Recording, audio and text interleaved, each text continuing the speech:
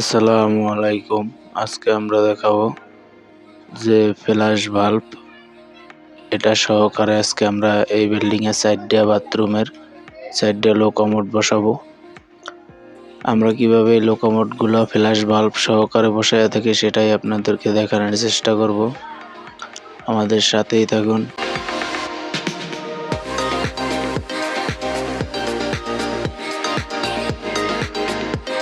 আমাদের ঢালাইয়ের কাজ চলমান, দেখতেই পারতেছেন আমরা প্যান ঢালাই দিতেছি। এটাকে আমরা প্যান বলি, কিছু কিছু জায়গায় লো কমোড বলে।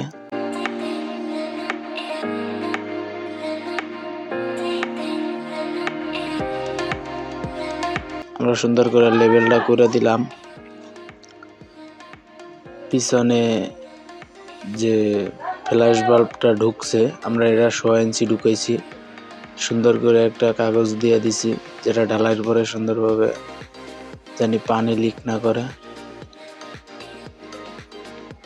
আজকে আর আমরা এটা ছাড়বো না, কালকে আপনাদেরকে পানি চেক দিয়ে দেখাবো।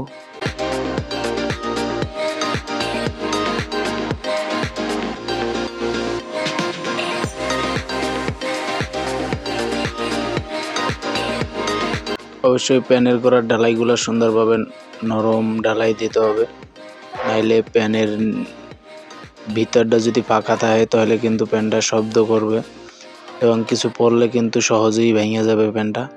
আর যদি নরম মাল দেন তাহলে অবশ্যই ভিতরে যাবে নরম ঢালাইটা।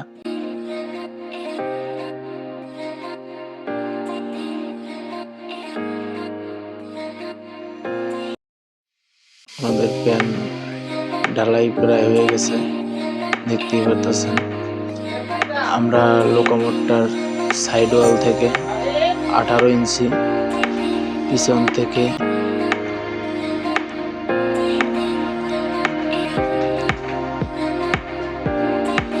10 ইঞ্চি দূরে রাখছি। আমাদের ঢালাইটা শেষ পর্যায়ে, দেখতেই পারতেছেন ফিনিশিং দিতেছি। আমরা এই বাথরুমটা কি কি কাজ করছি সেটাই আপনাদেরকে দেখানোর চেষ্টা করব।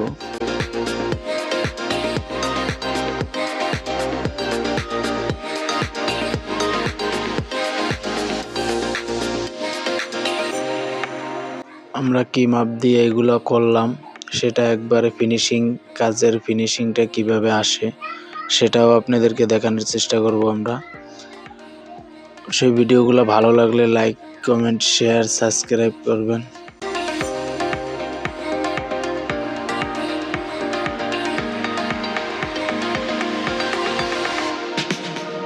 এই যে দেখেন আমাদের লাগানো শেষ, দেখতেই পারতেছেন। আমাদের প্যান পুরোটাই ঢালাই শেষ। এখানে আমরা এই যে পিছনে কিন্তু প্রেসার ভালভ, যেটাকে পুশ ভালভ বলা হয়, সেটা আমরা লাগাই দিছি। আরও একটা এক্সট্রা পয়েন্ট। খোদা হাফেজ, দেখা হবে নতুন কোনো ভিডিওতে।